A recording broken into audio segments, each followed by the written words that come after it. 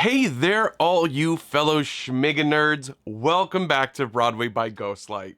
I'm Mark Bonani, and if you guys have been following me for all the Schmigadoon craziness of this season and last, you know how thrilled I was to host the man himself, Cinco Paul, on this channel to answer some of my questions as well as some of yours.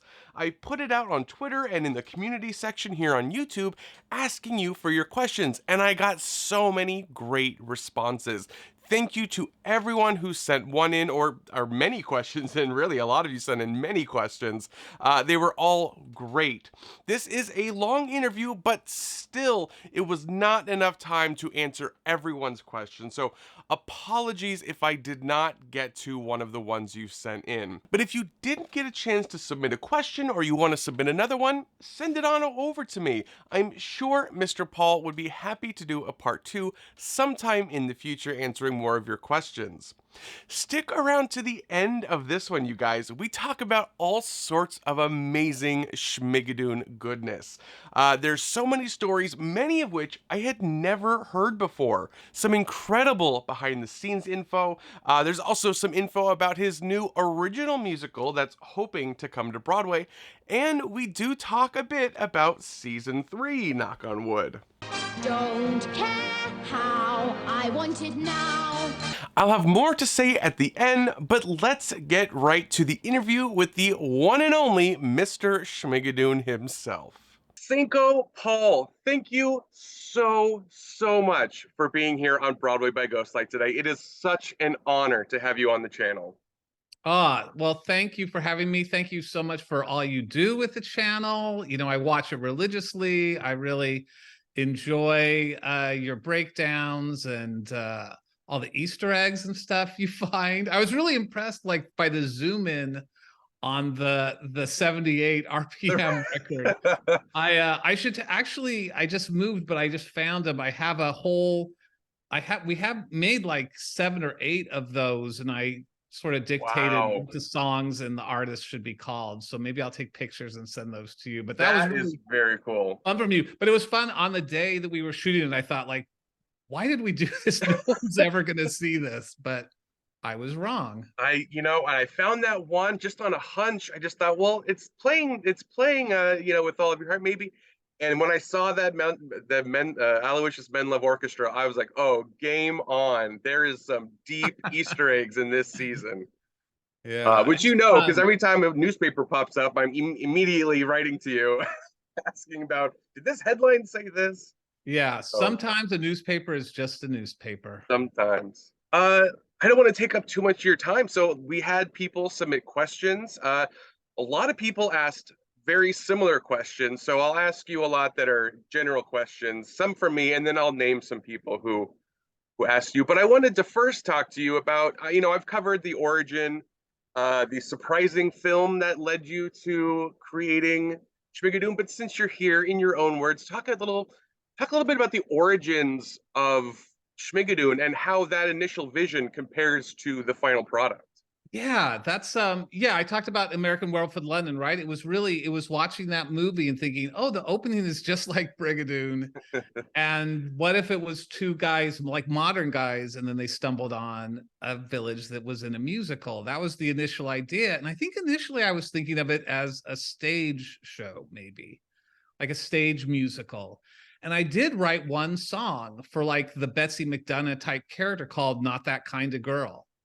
And which she was saying she's not that kind of girl, but she really was, which is very similar to what it ended up being with Enjoy the Ride. And actually in our first table read, I think we used that song, that Not That Kind of Girl, but ultimately it was like too many songs, or and so that evolved. So anyway, so I did sit with it like that for a long time. I didn't know what to do with it. And every once in a while, I'd bring it up to Ken and say, like, what about that, But we didn't really, there wasn't a place for it. And then we were writing all these animated movies, and it certainly wasn't going to be one of those, although I guess it could work as animation, but I'd always thought of it as live action. Could do a whole episode that's all animated, live action, animated musicals. Could just do a whole Yeah, delve that's into that. We'll something talk I've about thought that at about. some point. Yeah. Um, and so then when I was tired of animation, you know, ready to get out, they're mostly doing sequel. It just was becoming less and less interesting to me over there. And so I was ready to break out, and TV was looking really interesting. And I'd heard that in TV, the writers have more control. And so that was interesting to me too. And so we started to come up with some TV ideas. In that process, we were meeting with some production companies. Lorne Michaels' company, Broadway Video, met with Andrew Singer there. And at the end of the meeting, because we were just talking about different things, he said, if you have anything that's like a musical idea, we'd be really interested in that. And so I think that weekend, I just sort of was like, I think I went in the jacuzzi or something and thought like, oh, that old idea, like, how would that work now as a TV show? And it really was the three things, thinking, okay, instead of a pair of friends, it's a couple.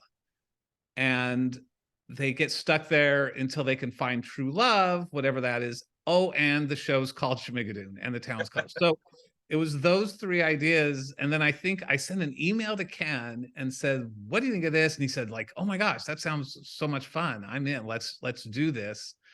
And then we contacted Broadway Video. But I will say, as far as like what's different, you know, originally the concept was kind of Gilligan's Islandy, in the sense that they were there and just like every episode was going to be a different sort of story. Yeah, very episodic. I mean, I think I found an actual old document where it's like, one episode, Will Ferrell is Harold Hill, you know, Music Man character, and oh, they're leading this garment workers strike, and then there's, you know, Melissa decides to Henry Higgins someone, or, you know, it was just so like every episode was going to be a specific musical. And those are the ideas. But then there were some other ideas about like helping the mayor come out of the closet, and all these other different things. But it was originally very open-ended. Mm. That was, you know, in the way that sort of old school TV was, but TV was evolving, right? You've like, there are very few comedies like that, certainly on streaming. I can't think of any that don't have a narrative push. I mean, there was adult arcs and yeah, there was always the idea that they would get caught up in the musical, and maybe at some point they're singing, and now, you know, they're stuck there until they find true love. So there was going to be some relationship story there, but it really wasn't until pitched it to Apple, they bought it, and then we realized, like, okay, what is this? How many episodes is this? And that's when we sort of landed on 8, and I think it's been well documented that we wrote 8. But initially, Ken and I wrote the first 2 episodes, and then Apple really liked them, and so then they said, okay, go write the rest. But, you know, we weren't greenlit during any of this time.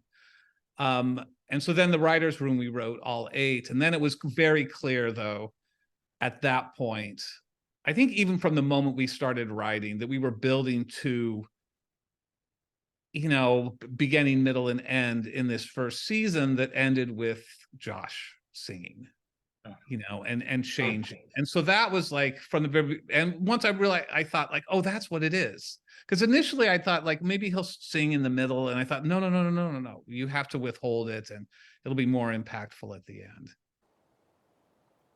I am not a man of many words.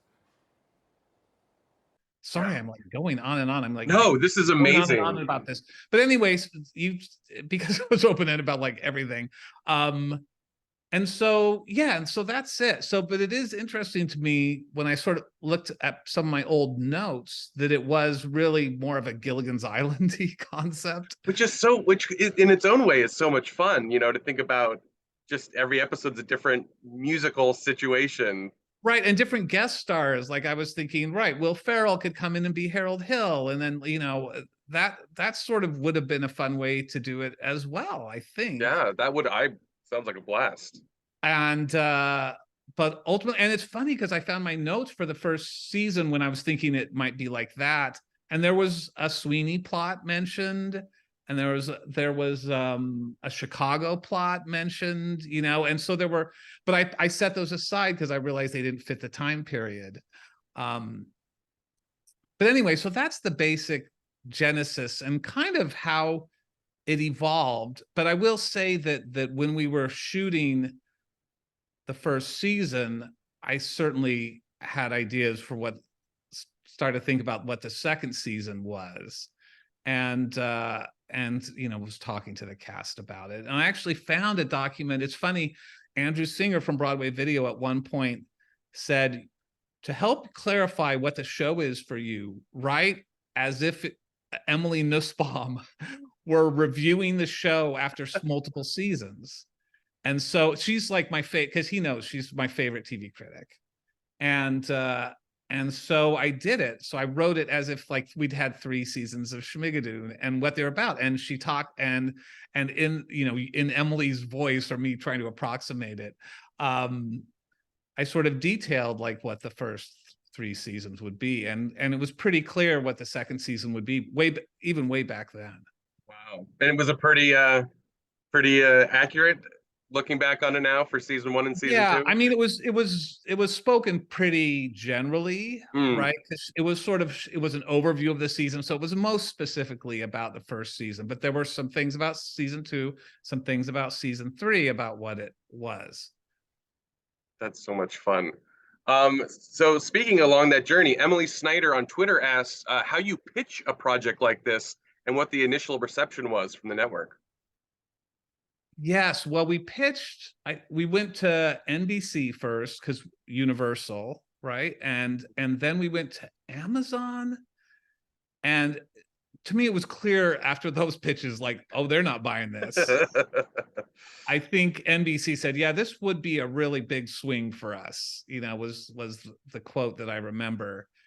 And when we were pitching to Amazon, I thought, like, I know what Amazon does. They do not do this. Yeah. And so, but then we went to Apple, and that meeting went really well. And so basically we set up Josh and Melissa, and then we said, then they end up in the town and they're stuck. And then we set up the town's characters, and that's, you know, the town's characters are pretty much what they ended up being. At least like the main characters. And then we'd sing a little bit. I was gonna say, did you sing a little song? Was it like a backers audition just almost? Acapella. Yeah, just acapella. We had a little "Welcome to Schmigadoon" bit with the Pete joke was in there. Sorry, Pete, like from the beginning. Or "Hey there, Pete." I think it evolved when we wrote it. Then I thought, oh, he should start getting hurt. Sorry, Pete. Just initially like, "Hey there, Pete" was in there, and then a little bit of "Somewhere Love Is Waiting for You," a little bit of like the mayor inadvertently revealing himself. I sang that, and then "Corn Puddin'." Did somebody say corn pudding? Corn Puddin' was like almost fully realized at the pitching. And so we sang just little, you know, you don't want to do too much. And it's funny, we had like Dana Tunier was the Apple exec we first pitched to, and she loves musicals. And she was like beaming the whole time. So when we left that meeting, we thought like, oh my gosh, if she can make this happen, I think it's going to happen here. But then we had to pitch to Matt Shurness, who's like above her at Apple. And we show up for that meeting, and then Dana comes out while we're waiting in the lobby and says like, don't sing for Matt. Like, Matt doesn't want you to sing. Like, he's nervous about you singing to him. And we're like, we can't pitch this show without singing. We have to sing.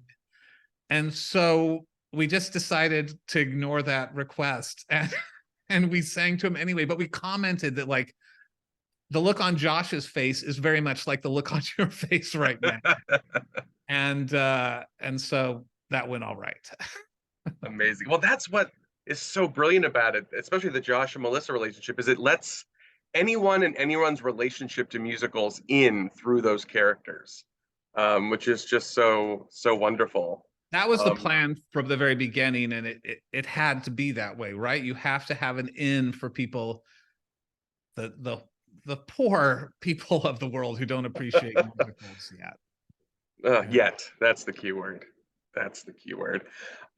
So what was the casting process like? And I would be remiss if I didn't ask. I know you've stated it already, but Patti LuPone, I get asked a lot of questions about that whole debacle, which I've always said, having not talked to you previously about it, there's no way that anyone involved with that show would say anything like that to Patti LuPone. I mean, I Yeah. said unless she asked to play Betsy, I don't see the problem.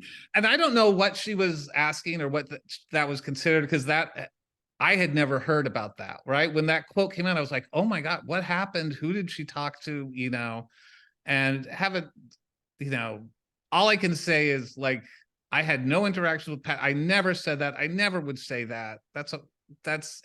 It's sort of like casting 101. You know not to say that sort of thing. So Yeah.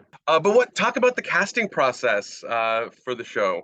yeah, well, obviously, like Cecily was attached very early because of her connection to Lorne, and I think they'd been looking for something for her, and so we met pretty early on.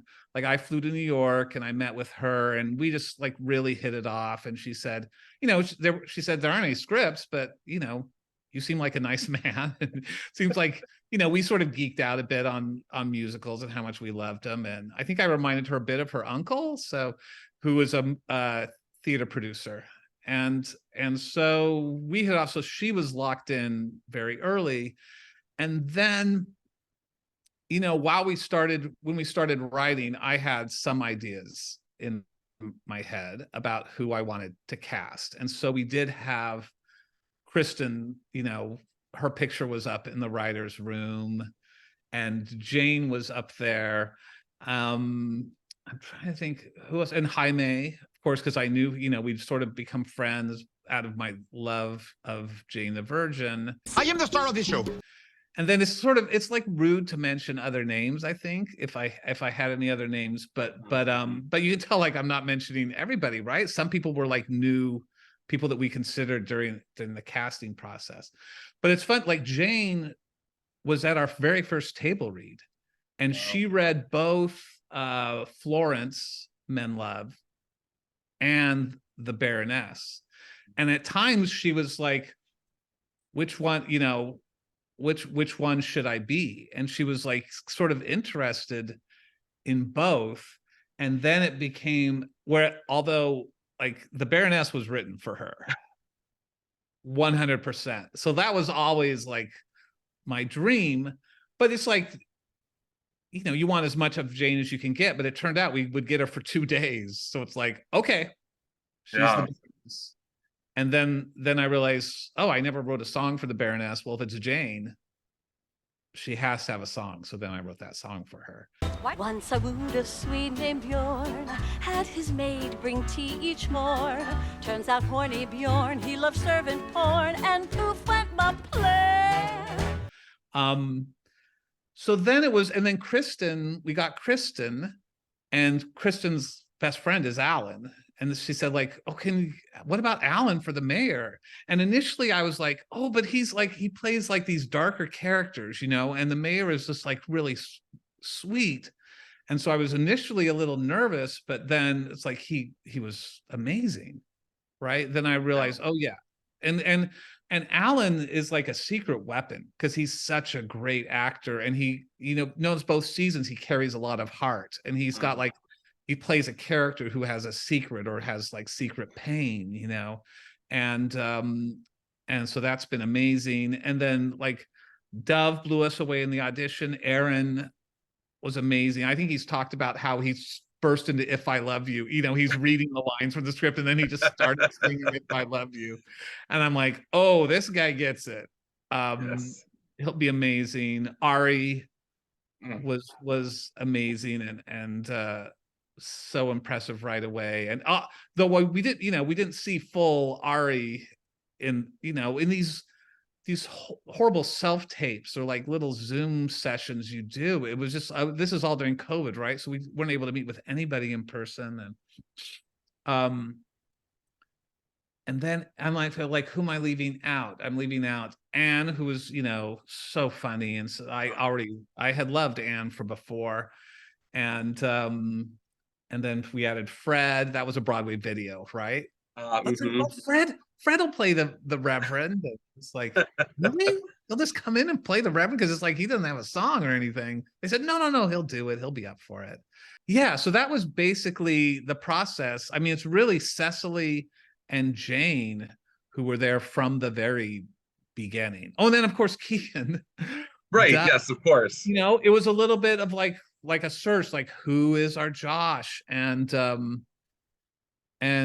I will say, like Cecily and I, like very early on, sort of like pinpointed Keegan, but it was sort of, there was a process and everything, you know, and like availability and finding who could do it. But so happy with how it turned out. When I think of some of the, like you think of other names on the list, and it's just like you're so, oh, this turned out so well for everyone Yeah. involved. Can't imagine anyone else in Yeah. anyone else's role. And what's great is having Cecily and Keegan, who come from like the sketch comedy. I mean, she was live, he wasn't live, but you get that sense that he would be very good live. Oh, And yeah. what they're so great at is reacting and being in these new worlds and against these theater royalty who are just at the top of their craft. So, and you get all these great reaction shots. That's one of the best things about the show is the reaction shots from Keegan and Cecily and the rest of the cast. Yeah, and their ability to ground things. They're really funny, but also they're really grounded. I'll tell you, we did our first table read, and Cecily, I had, you know, I knew her from SNL and I met with her, but when her read of Melissa and the way she delivered the lines, it was so grounded. It was so great. I just turned to Ken and said, like, oh my gosh, like we hit the jackpot. She is so much better than I imagined. She's not just a comedian, she's an actor, you know, she's like great. And so that's been true for both seasons. You know, she's able to carry that stuff so well. Yeah. So something I'm super curious about, I'm not sure how much you're going to want to delve into this, but the mythology of Schmigadoon, the rules of this universe. I know you've mentioned that you've got it written down somewhere, and but you decided it wouldn't maybe not be the most interesting for people. Well, this person is super curious. So now that you've created the musical theater universe, the MTU, as it were, are there some rules? I mean, I'm so curious about the mythology of this and how and if that's evolving, if you've changed the rules over the years. Well, what I'll say is that initially it really was like no rules. It was Groundhog Day. I just felt like that's the best way to do this, you know, and because Groundhog Day, the original script did have like an ex-girlfriend putting a curse on him or something. And Yeah, it's yeah, so yeah. and it's so much better not to have that. So I just went the idea generally, if you ask about, you know, the rules or whatever, is just like the universe created this thing so that they could learn a lesson about true love. Was how I went into it in the first season. And then when it was clear, like, well, we'll do season 2. I will say it wasn't clear. Initially, my concept was that they didn't cross the bridge, you know, and they were about to cross the bridge. And then who we thought was Betsy shows up as like a Sally Bowles character and is freaking out that she's been accused of murder. And it's like, oh no, you can't leave now. You know, you can't leave now. And so that was initially the concept, but then I think it's much better the way it is now that they got to cross the bridge and then they really want to go back, but you can't go back. And that was actually, just so you know, that concept came like thinking of the fans and thinking like, I know a lot of the fans want us to go back to Schmigadoon. So how do I address that? And just like make Josh and Melissa like the fans. They want to go back. Schmigadoon, where are you? But just tell them you can't. You can't go back. One of my pitches. Oh, go ahead. One of my pitches for if you do like a multiverse episode and every episode's a new musical theater universe, I want them to go back to Schmigadoon, same cast, same plot, same characters, but have it be like the 2019 Oklahoma revival, be like really stark and Right. really sexy, and have Really it be like a dark. And revival of Schmigadoon. Yeah, a dark version. Anyway, I loved that revival of Oklahoma, by the way. I saw it twice. It was great. so much, so interesting.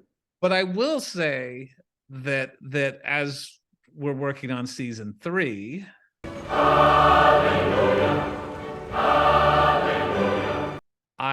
I have come up with sort of a unifying mythology explanation.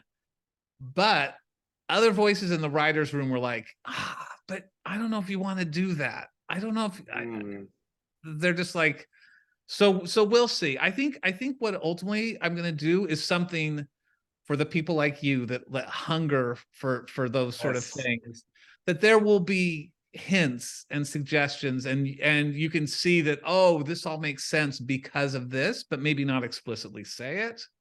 Gotcha. I think maybe that's the plan moving forward, because it does get tricky, right? As soon as you commit to something, then it's like it's easy for people to poke holes in it and realize, oh yeah, it doesn't make, Totally. But when you hire me for the season 3 mythology keeper, that'll be my job on set to make sure it's all by the rules. Please, yeah, we'll need it.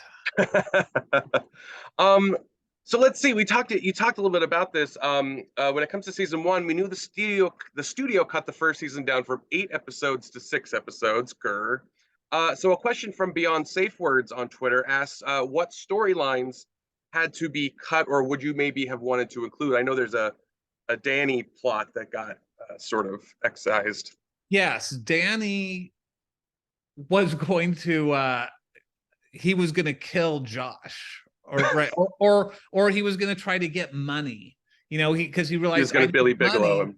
So I'm going to rob someone, but I need to get a knife. So he spent like a couple episodes with his buddy, like Chigger or something. I forget what like the name we came up with him was like. And they were like trying to find a knife. They just kept trying to find a knife. And then ultimately they were going to find the knife and then try to rob Josh because he's the rich doctor. Right. And then and so ultimately we just there was no space for that, as fun as it was. And so ultimately it just ended up him punching Josh in the woods. just randomly pops up again. Just bring him back. Yeah. To punch Josh. Well. I've walked these woods all my life. This is the first time I came across a 6-foot snake. 6'1", actually. And my BMI's 19. Because that was the idea, that it was going to lead to Josh's sort of a low point for Josh. But we didn't have the geography, to set all that up. And then there was a whole section that Melissa, instead of going straight to Doc Lopez, when she was so upset, like the second breakup with Josh, basically of the bridge, she showed up and it was like, what was the line? Now I'm here up on my own, alone. Josh is out having lots of fun. Guess it's time I become a nun. I was just saying she's gonna go to a nunnery. Oh my goodness. Yeah, so she went to a convent, and there was a whole, and this was the most painful thing, because Ken and I wrote this episode where she was in the convent the whole time and driving everybody nuts, and she was like meddling and trying to fix things in the convent, and it was really fun. And I was so sad when I realized, like, but it can go. It was the only way, like, because then the convent, obviously, and it was funny because in the table reads, it caught everybody by surprise. They thought, oh, she's in a convent, that's fun. And then they realized, oh, it sounded right. Oh, now she's Maria. And then she was assigned to be the nanny for this family. And that's how it was. So Doc Lopez was actually a Colonel Lopez. And so that whole thing had to go. And there was you know, the Freddie and Nancy story was actually, they were hiding in the convent, in the basement of the convent, because she was pregnant. And so they were hiding there, and Melissa found them. And there was a song called "We Neck in the Basement," instead of "We Kiss in the Shadows," which was like all them singing this song about all the different places they had to go to like make out. And it was really fun. It had sort of like I mean, it's obviously "We Kiss in the Shadows," but there was a Cole Porter to begin the beginning sort of like rhythm to it. And Bonnie Milligan and Jared Lofton sang the song in at the table read. It was really fun, but that had to go. And so that was the biggest loss. And yeah, there really wasn't much else. I think we maybe kept Betsy alive a little more too, and I think that had to go. Oh, and there was a much bigger production number for the mayor when he comes out. Right now it's just a little reprise, but there was a song like "I'm Gay." It was basically like "Don't Rain on My Parade." Oh my And goodness. like this massive number that he sang, and that had to go as well. But you know, you can't have everything you want in life. That's right. Was there any attempt to get more episodes for season 2? No, because I felt like ultimately I felt like it felt right. I think it was knowing the amount going into it was the key for me. Like, I think the first season suffered a little bit because it was 8, and then we had to squeeze them, and then it was a little wonky as a result of that.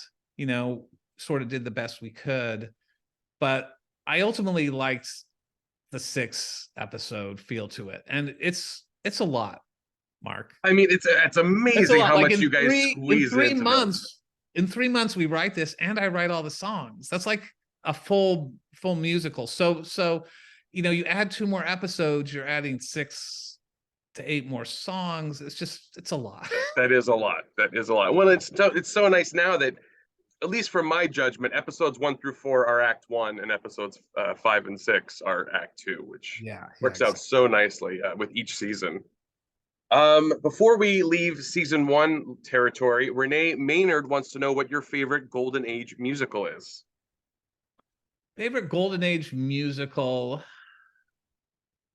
I mean, probably Guys and Dolls. And I wasn't really able to address Guys and Dolls during Schmigadoon because it's an urban, right? It's an urban musical, but I think it's my favorite. I mean, that's the gambling. They have gambling in New York. Was mentioned in season 1. I thought that's got to be right. There's a little. Well, it's funny. There was originally. Here's another thing. There was originally a scene where Melissa was running after realizing, right, she wanted Josh. You know, she rejects Doc Lopez. So instead of hopping into the car with them, like, she ran all the way back, and she's running past these little scenarios. So she ran past a bunch of guys rolling dice, and then she ran past South Pacific, and she ran past My Fair Lady, and she ran past West Side Story. She ran past those other musicals that we weren't able to really address. And so that was also a casualty of having to shorten things. But yeah, also, I mean, you can tell I'm a massive Music Man fan, so I love that one too. That's probably, if it's such a hard question, what's your favorite musical? But I usually answer with The Music Man. It's so good. It's so good. It's so modern. It was up against West Side Story, so everyone thinks of Music Man as like the hokey, but it's so not. Anyway, I can go into a whole diatribe about that, but it's like its own language, Music Man. It's fascinating. So we talked already a little bit about, there was a question about how early season 2 or Schmigcago was in your mind. So fairly early on, right? Yeah. How did you decide who would play what in season 2? How the characters change? And I'll add, like, did you want to have any kind of connection between their season 1 character, or did you want them to be as different as possible? Well, being different is a connection in a way, and that was part of it. I wanted it to, and I used the the term intertextuality all the time, and I got mocked quite a bit by people for using it. But it was important for me. I really wanted season 2 to be in a dialogue with season 1. And I was looking for a way to like, oh, I think there's things we can do in season 2 that will elevate season 1.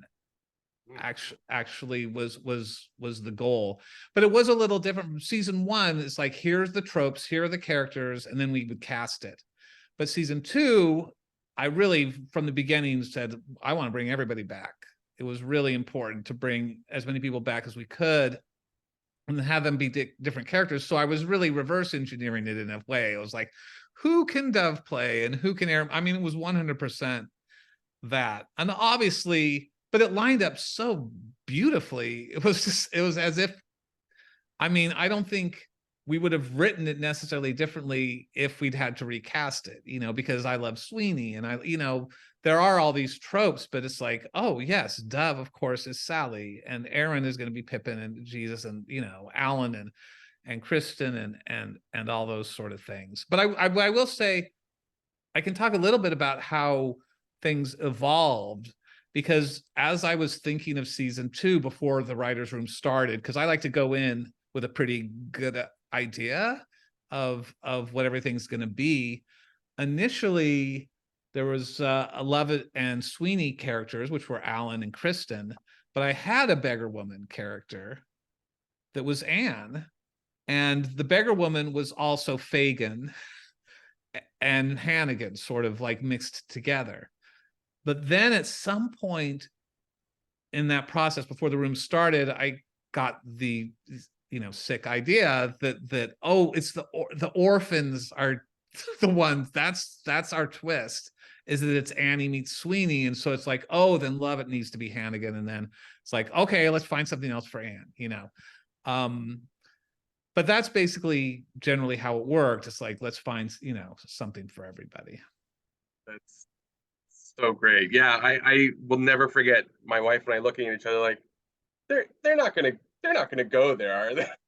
Yeah. Sure enough, which is just it's so great. And you watch it now thinking like, how has no one done this before? It's such a brilliant combination, which is a testament to you in this show.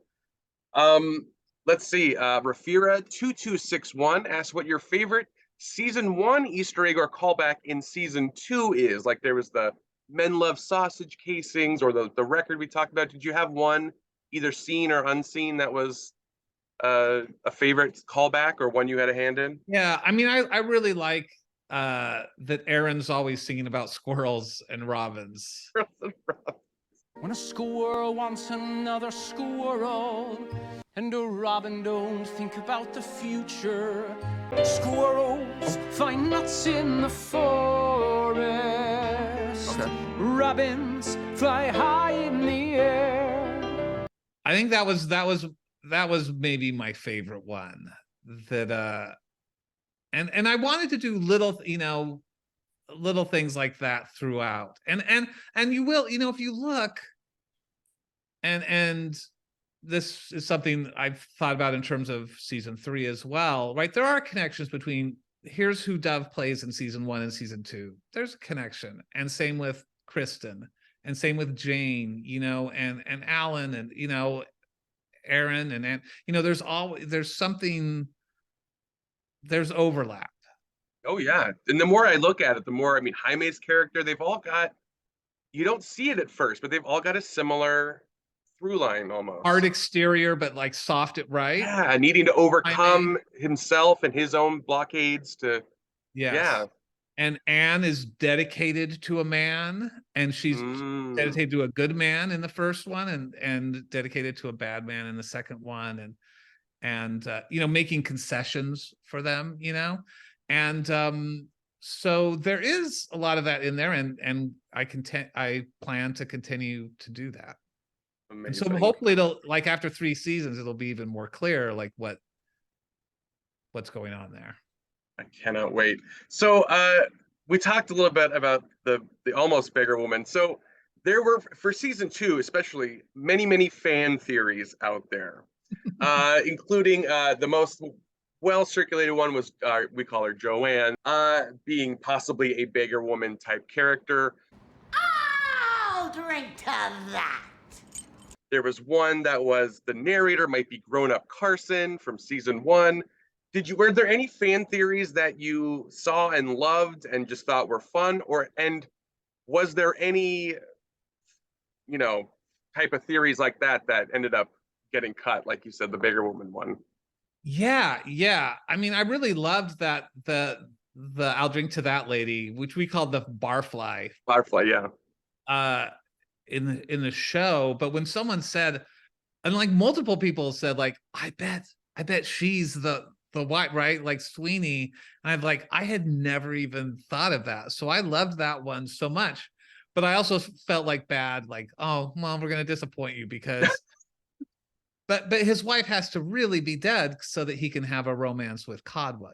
I wanted him to right, end up with that's true. Codwell. So like she would have gotten in the way. So we and it's also like I like the fact that we don't totally cleanly follow the plot of a Sweeney or these other shows, that we try to mess with them here and there. And the thing about Carson growing up and becoming the narrator is interesting because very, very early on, one idea I had was that it's the same cast, right? But they're in new roles. So I was thinking, oh, maybe these are the descendants, right? So that Lovett Codwell is a descendant of Mildred Layton and, something like that. And which would have fueled the fan theory fires, I'm sure. But I abandoned that, because I think for the same reason I abandoned a lot of that sort of explanation thing. Those sort of explanation stuff, but that was definitely, I'm trying to think of like other fan theories I've heard or saw, but it's fun. It always scares me when I see them, because I feel like Lost fans guessed, and so then they had to make up something new, and so it's always scary. It's like, oh no, like if you bank too much on surprising the fans, you're in trouble these days, because like everything's out there and you can't do it, right? So that can't be the only appeal of the show. Absolutely, yeah. So how quickly was Carson? Did you have any did you try to get Liam back for? Yeah, we tried to get him back because he was going to be like the newsie, right? And it did holding up the papers, that was going to be perfect for him. And yeah, it's just timing wise or schedule something. I can't even remember what it was, but it didn't work out. I've been asked several times by people and on podcasts about like the mythology, and I've gone back, sir. I'll tell you, like, I've looked at the history of the real Brigadoon and tried to like, okay, well, Kristen said that her great-grandfather discovered the town, which could have been around the same time the real Brigadoon went missing. So maybe Brigadoon moved and called itself Schmiga. I mean, I've deep dived into this hardcore. And I love it and I appreciate it. And yeah, it is funny sometimes to when meaning is ascribed to things that don't really have meaning. But that's why we're here. It's a show that if you answered everything, we wouldn't have any questions to all gush over. So right, you're doing something right there. So let's see. We got a lot of questions about your process and the writing of the show. So multiple people sent in multiple questions, but almost every person asked, what is a show or song that you wanted to include in either season but couldn't? And I know you've shared one season 2 story before that was quite fun, with a show that you wanted to include. Oh, The Wiz. The Wiz, yeah. Oh, because I thought that would be such a funny scene. And, I think you were at the Apple store. Apple event, yeah. It's that idea, which I think would have been really fun. So Ease On Down the Road, right? It's such a great, fun song. And I just imagine what it would be and just couldn't find a place for it. And I will tell you, early on, also season 2, there's a what's the musical? Now I'm blanking on the name of it. They have a song like Married Couple Seeking Married Couple? Oh, I Love My Wife. I Love My Wife. I Love My Wife. I was so fascinated by that Tony performance where it's like Bob Carroll, Ted and Alice, right? It's like two couples in bed. And I'd imagined a thing where it's like I had Jane and Fred as a couple, and then Josh and Melissa. And I just thought, like, if somehow at some point we cut to like the four of them in bed together and singing a song like that, I thought that would be hilarious. And initially I'd wanted to do a company nod, right? And have like Jane and Fred or Jane and someone be sort of this New York couple, right? That could interact with Josh and Melissa in a nod to company. But ultimately couldn't figure out a way to make that happen. And I will say, and then another thing, at one point I was thinking, oh, should there be a Velma Roxy relationship between Jane and Dove? And so I thought about that for a while, but then abandoned it and thought, and then, you know, Jane is Billy Flynn. Come on. So good. That was so fun. And I think that came out of the room. So I can't even remember whose idea that was, but it was great. In season 1, I mean, I did, you know, Guys and Dolls is my favorite. So I wish I thought about ways, and I will say in general, you know, there's these bridge musicals between the golden age and the darker age that I feel like we just leapfrogged over, you know, which to me is Fantastics and West Side Story and Fiddler and Dolly and My Fair Lady, even, like, that didn't fit in the world we created, you know? And I love these shows so much, and I love theirs, and it would be so much fun to write in those styles, you know, and just couldn't make it happen. So I have a lot of regrets about that too. But it's like, but once I thought, like, season 2 it has to be the darker musicals, and it really started with Cabaret, I feel like. And so I sort of had to leave some of these other musicals behind that would have been fun to deal with, but I just wasn't able to. So apologies. Big apologies to like people who love Fiddler and West Side Story and the Jerry Herman fans out there. You know, it's like I feel bad because we leapfrogged them, but there's still, you can still do some lacage in season 3. It's all right.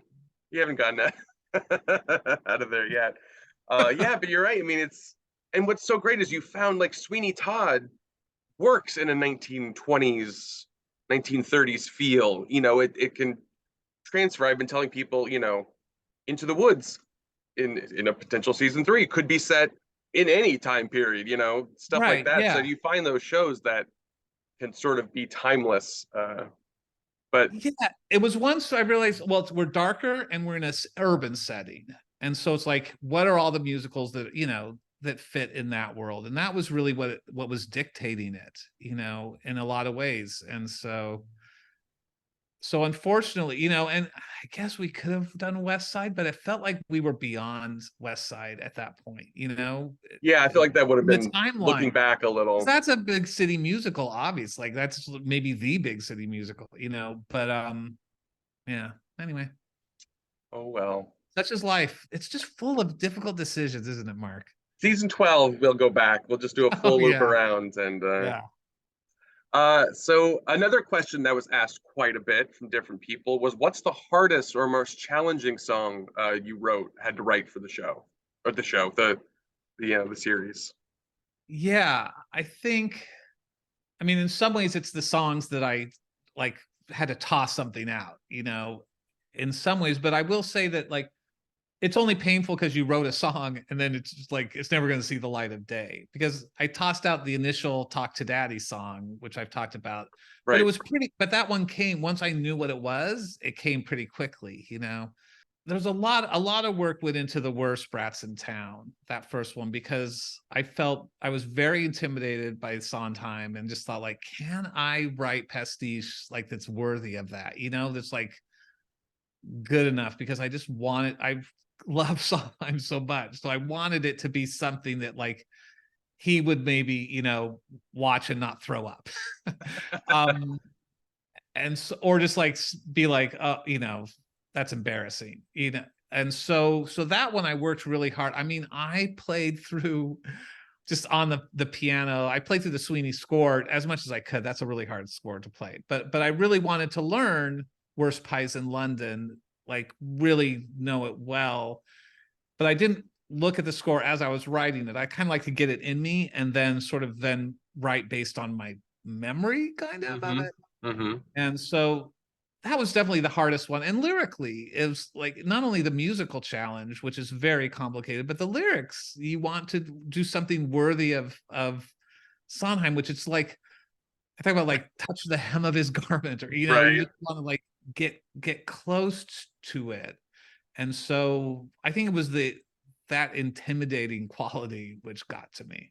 I can see. Well, in my humble opinion, you nailed it. I mean, you had an 8-rhyme streak in that song. I mean, that's pretty good. Oh, sure, this one here may have some lice. There's one plays dice. This one eats mice, cotton twice, thrice. Truth is they're not very nice. Not at all worth the price. So if you take my advice. Yeah, originally one of the orphans was going to be keeping track. And we weren't able to make that happen on the day, but that was the idea. It's just like poke fun at like he's kind of a show off too sometimes. That's funny.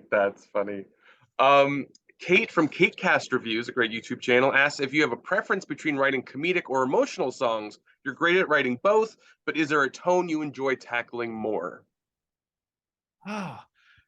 I do love them both. I do love that each season I've had the opportunity to do a song that you call more serious, I guess. You know, which is like you're over and done.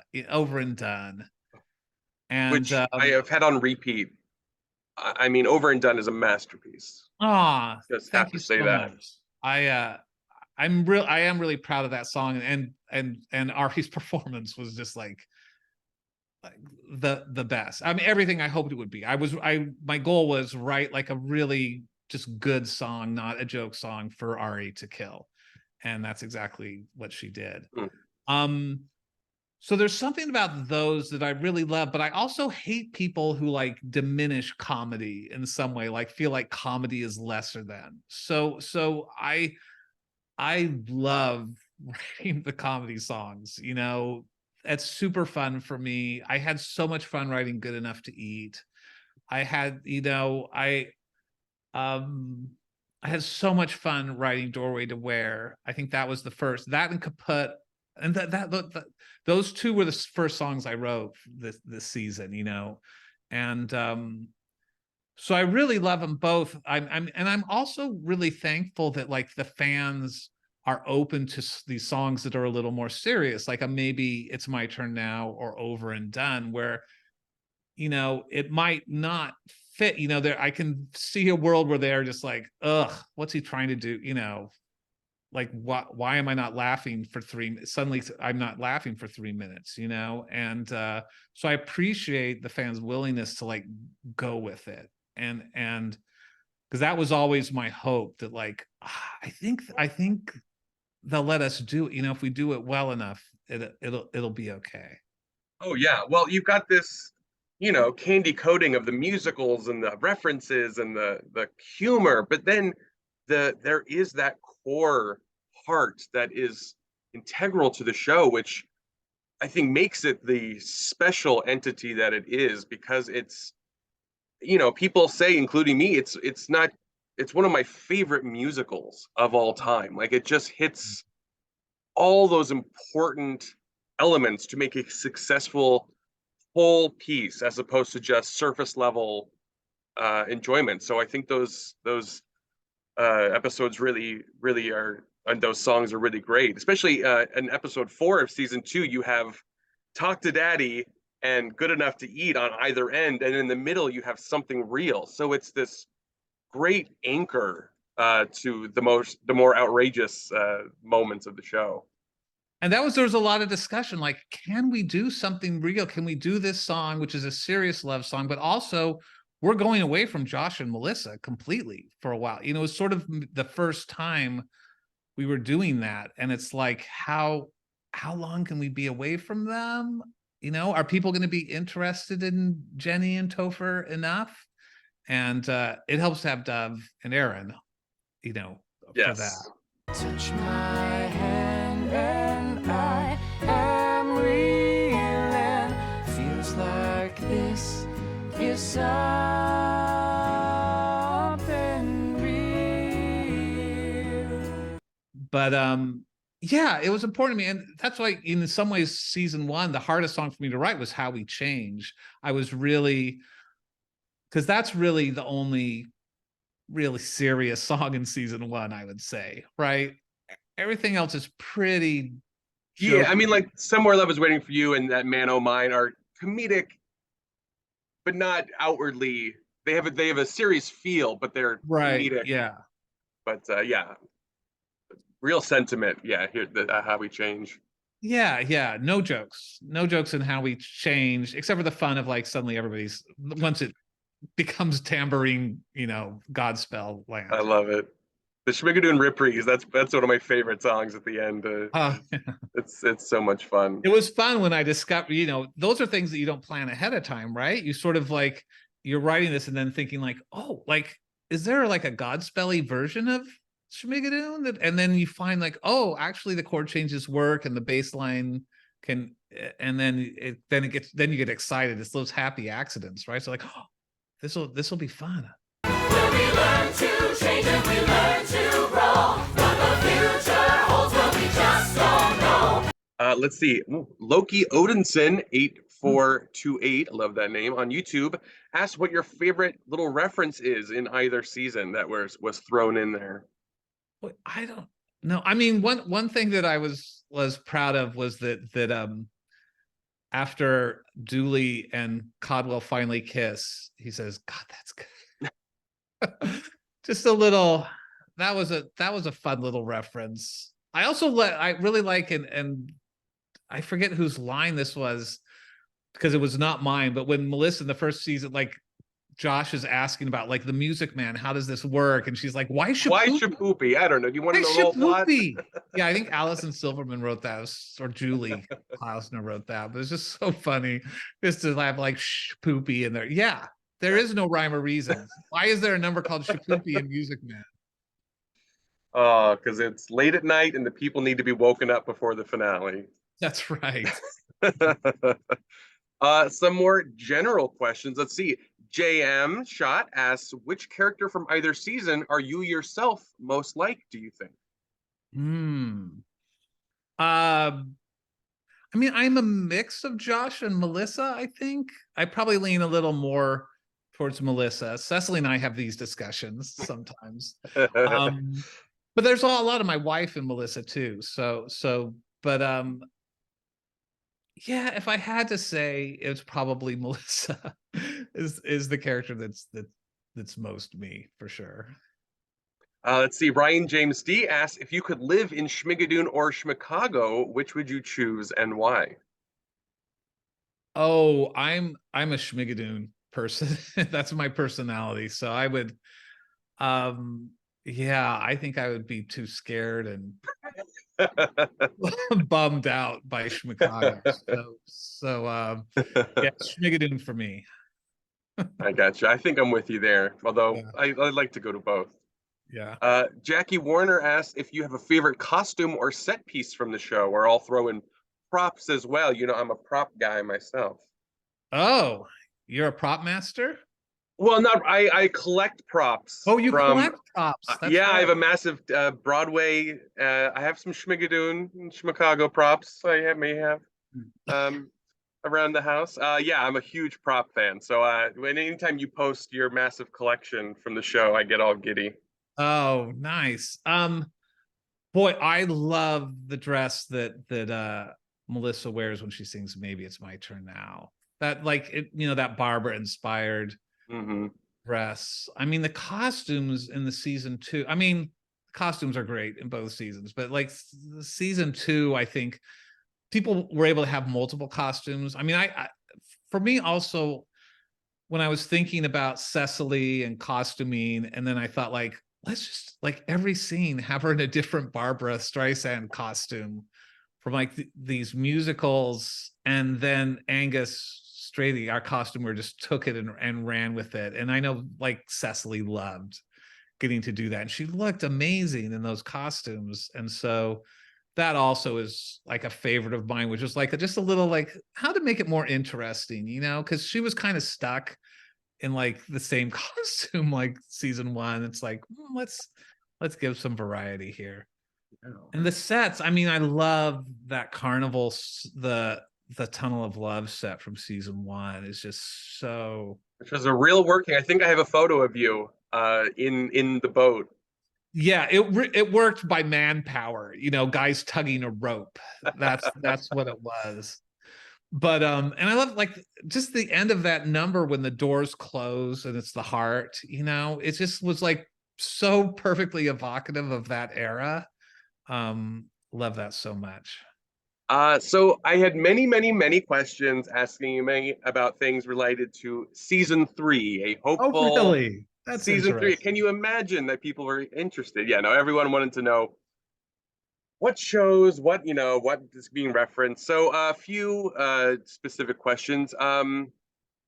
Again, you can just be as general as you wish. Any new additions to the cast, or at least in cameo form, would you love to have for a potential season 3 or for a future season?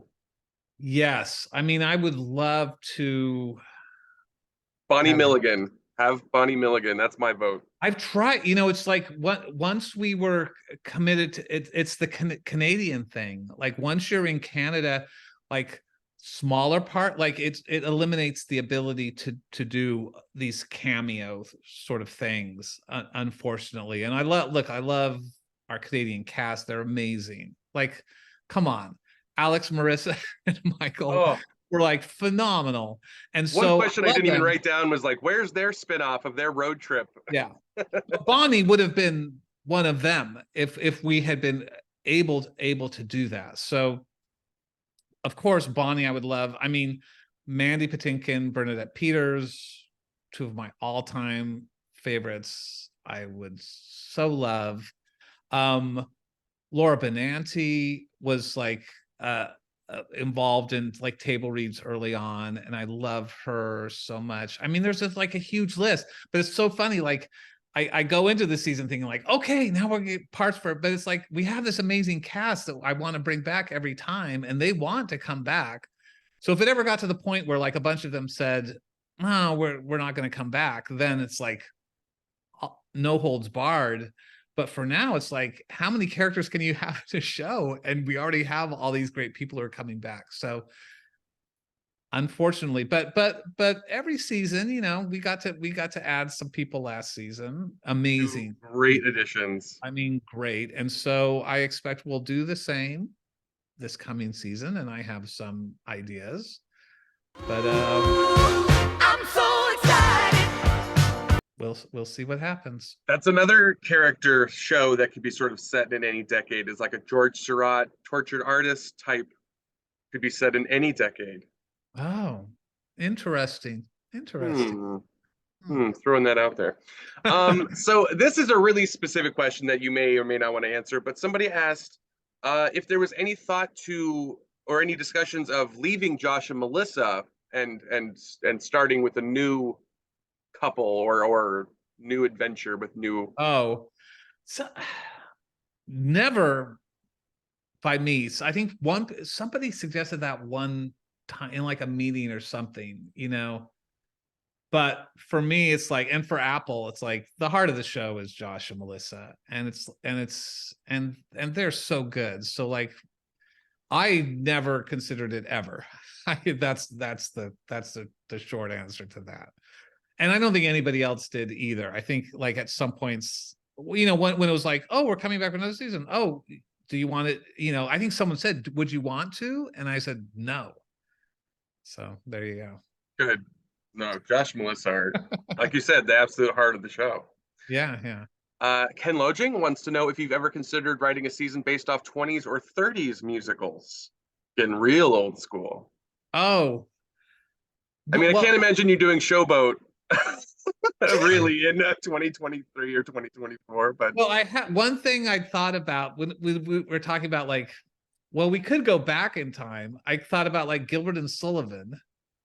Like we talked about like operettas, you know, and it could be fun to go back there. But like judge based on like people being like so happy that we moved to the 60s and 70s from the 40s and 50s. Like I think we got new fans and new support for the show because we got a little closer to modern times. I think if we went to operettas, I think people might riot. sadly Or for me, I think you're which is correct on that worse. one. Yeah. Yeah, I'm not sure people would be too interested in, Leave It to Yeah. Jane being adapted for Schmigadoon. Yeah. Um, Yeah, the uh, Pirates of Schmenzance. there you go. That's another thing. So I have gone through every musical. Now, Mhm. assuming that, just by logic, we would do 80s and or 90s musicals. I've gone through every That's very musical. logical. Although I'm going to say stick to the 80s, let's slow down. I want at least 7 seasons of this show. Um, there is no musical that opened on Broadway between 1980 and 1999 with a city or town title in it. Just throwing that out there. So I don't know what it's going to be named, but if I hear Les Schmiz one more time, I might scream. Oh, the people with their lace schmizzes. Like, God bless them. But yeah, I mean, we've established a certain rule, but I will say that it's really interesting to me because like I think people have fun. So it's like I think that's part of like the validation I need for the name Schmigadoon is that people are having so much because like a lot of people hate the name or think it's stupid or whatever. And I understand that. But part of the validation is like it's so much fun for people to like to suggest. And I will say some people have guessed what it's going to be. Oh, there's That's a all I'll say. tidbit. But Now I'm I deep will diving again. say that that what that means, I think that people will be surprised by what by what we're doing. That's what makes this also entertaining. What are some modern shows that you love that you're a big fan of that maybe down the line you would love to reference or talk about? Yeah, I guess what does modern mean, right? I mean, Yeah, I think people want to know what current shows are you a big fan of? yeah. I love Hamilton. I mean Hamilton I love so much. I'm trying to think of like some other I I loved Soft Power. I a huge fan of that. I love Tesori's songs in that especially. Let's see what else. Have you seen Kimberly Akimbo?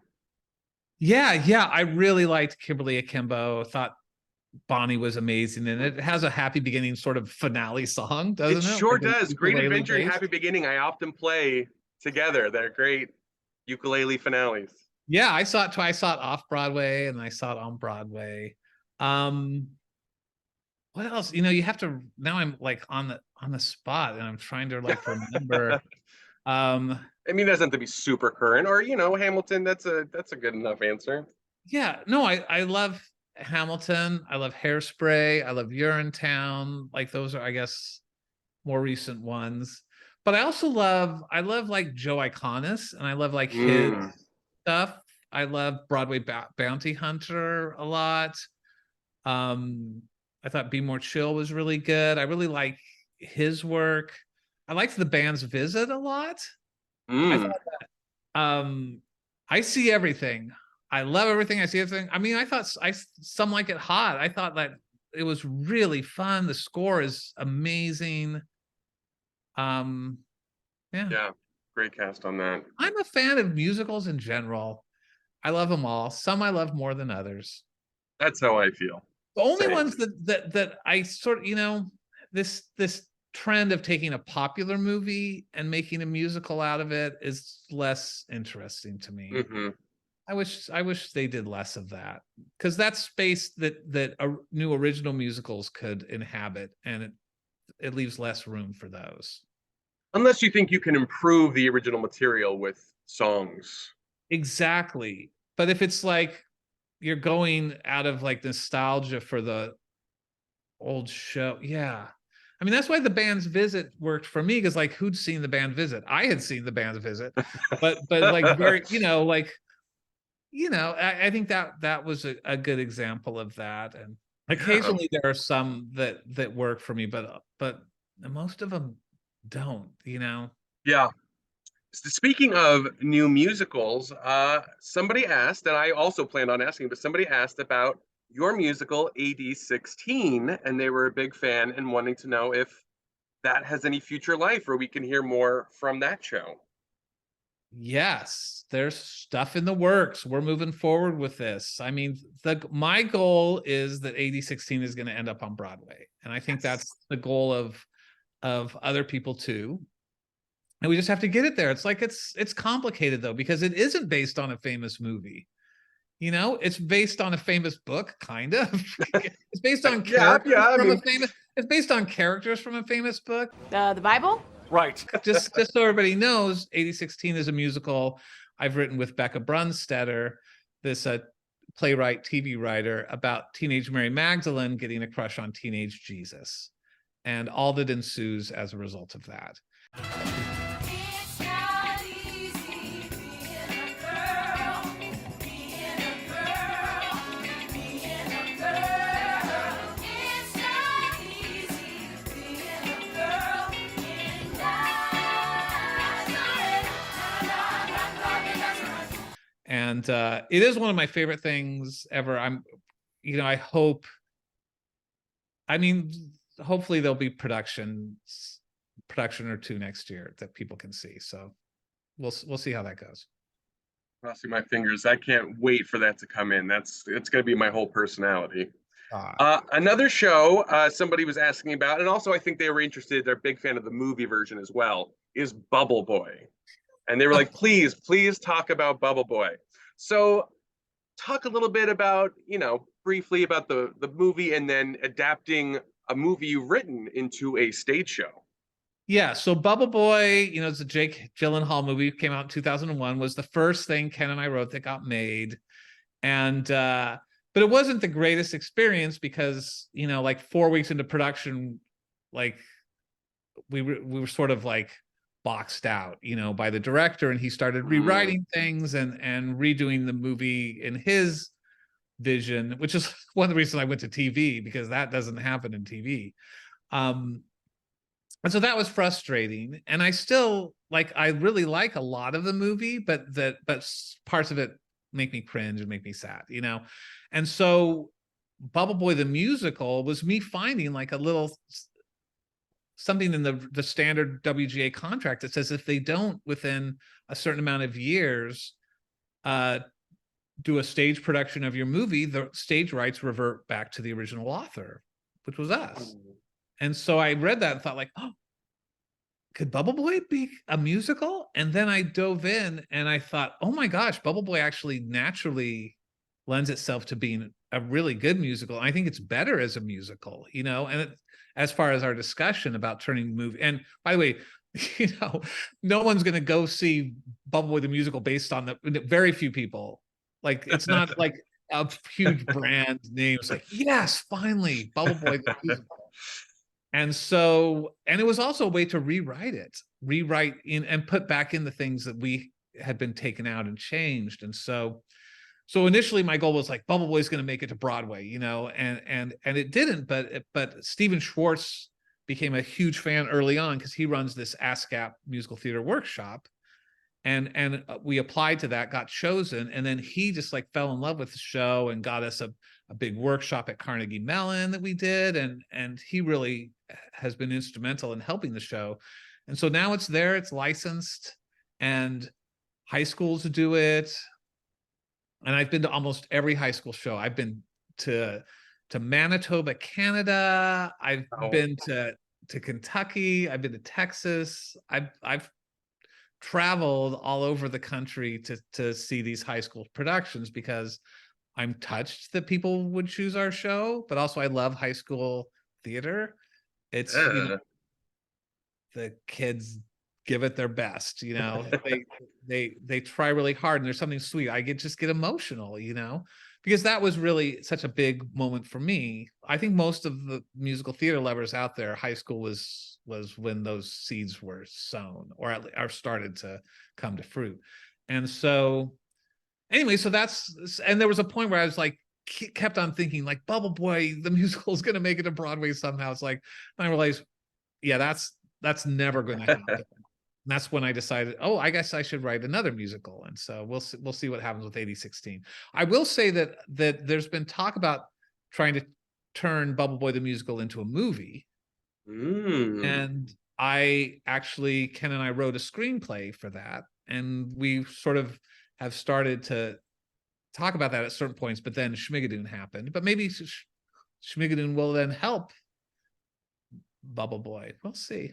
Well, when 8016 is running, you know, on its third year on Broadway, they'll come and they'll be, what else can we produce? And then Bubble Boy will come in, and right, Bubble Boy will come. It'll start off Broadway and then move the next season. It'll be a whole thing. From your mouth to the Broadway. So I know I've kept you here so long. The last question, I may have some more for my patrons. We can talk about that after. But okay, for the last section for this video, another question that I wanted to ask you, but also a lot of people asked, was with the strike, what can fans of yours and the show do to help, if anything? I mean, I think it's mostly, and I really appreciate that question. I appreciate that fans like care enough about, you know, the plight of the writers. And it's not my plight. It's the other writers out there. You know, there are a lot of them, you know, showrunners were okay. But it's these other writers are being squeezed out in ways that are really uncool and unfair. And so, I mean, I think it really is at this point, like on social media, you know, just let people know that you support the writers, you support, now SAG has joined us, right? Support the writers, you support the actors. I don't think you have to like boycott anything, because I don't think either of our unions have asked for that. Yeah, so, not as of yet. As the time of this filming, they have not asked for any boycotting of any service or film or anything. Right. So it's not like there are picket lines that we don't want you as the viewers to cross or anything like that, you know. But I think showing your support and letting the studios know that you're on the side of the writers and the actors and want them to get a fair contract, I think that would be great. And that's, and you know, we're going to need support, just like feeling that the public is behind us, you know. I mean, I think they should. How could they not be? Yeah. It's like anybody who loves stories know who the bad guys and the good guys are in this story. It's pretty clear.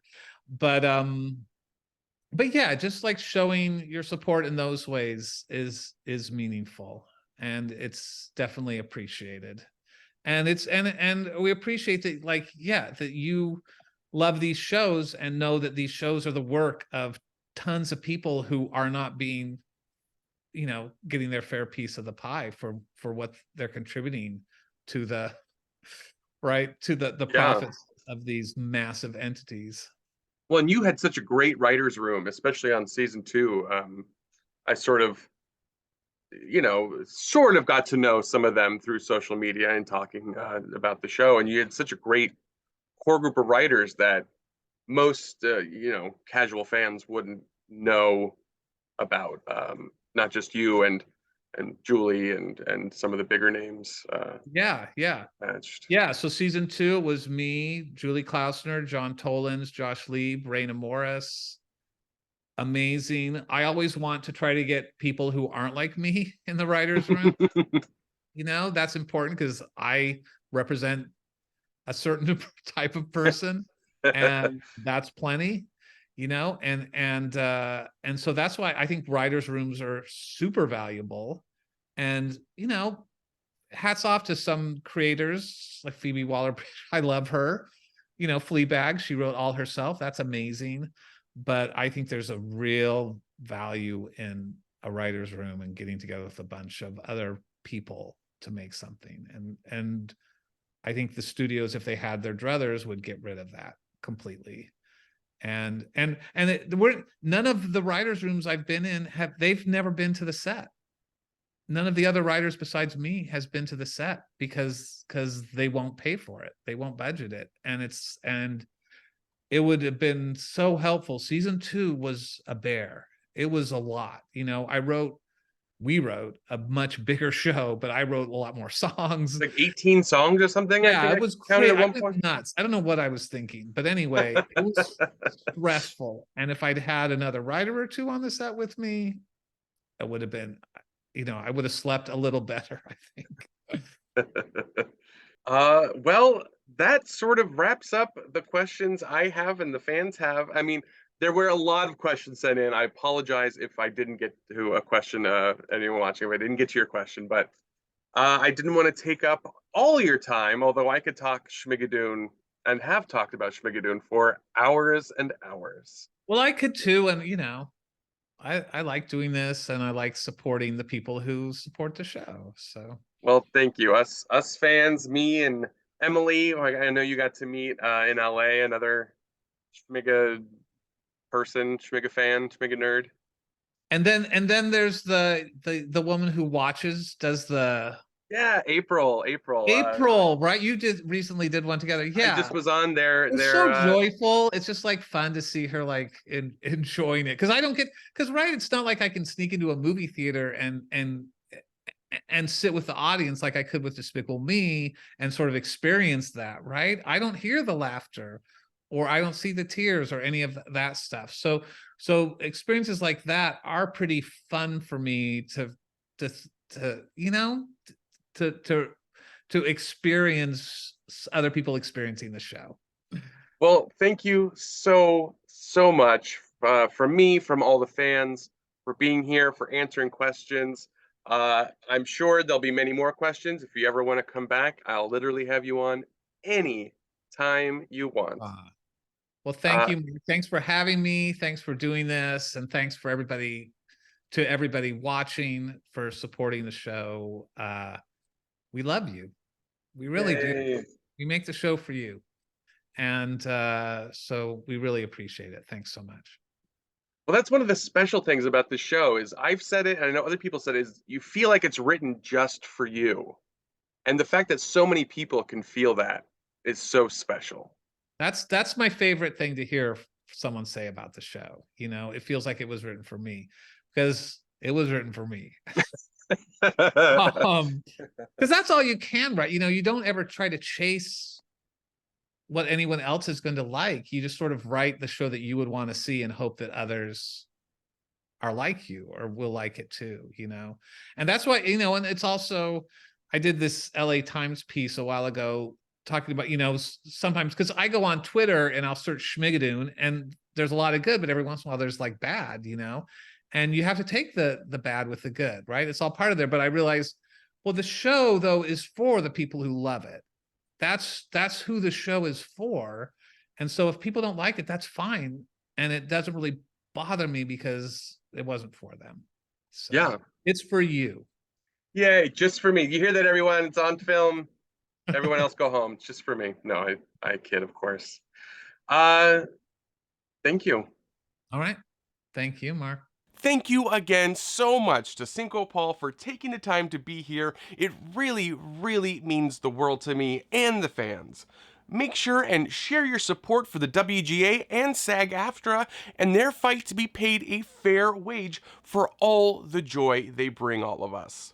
If there is anything more us Schmiga Nerds can do to help the cause, I will be sure to let you know. As I mentioned in the video, patrons over on my Patreon will have access to some additional footage from this interview, and I'll be giving access to that to all patron levels, so just a little thank you to my patrons. It's nothing earth-shattering or anything. I don't want to give anyone the wrong idea or false impressions. He doesn't reveal the plot of Season 3 or anything.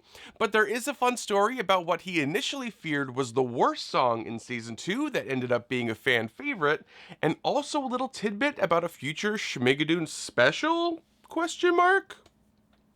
Oh, well, now I need to know. Thank you, as always, to my producer-level patrons as well. You guys are the corn in my pudding. That doesn't sound right. Make sure and follow me on the socials at BWakeGhostlight. If you enjoyed this video, please hit that like button, and better yet, share this video with the Schmiga nerd in your life. The long-awaited, sorry guys, Annie Warbucks breakdown is imminent. I'm editing it right now. Probably as you're watching this, I'm editing that video. So make sure you're subscribed so you don't miss any musical theater history or Schmigadoon content. But until next time, I'm Mark Bonani. This is Broadway by Ghostlight. Thanks for watching. And hey, studios! Pay the writers, pay the writers. You won't win, cause these folks are fighters. Say no to greed, Give them what they need and Pay the writers, pay the writers. Pay the writers, pay the writers. pay the writers. Pay The writers now. the writers. Now.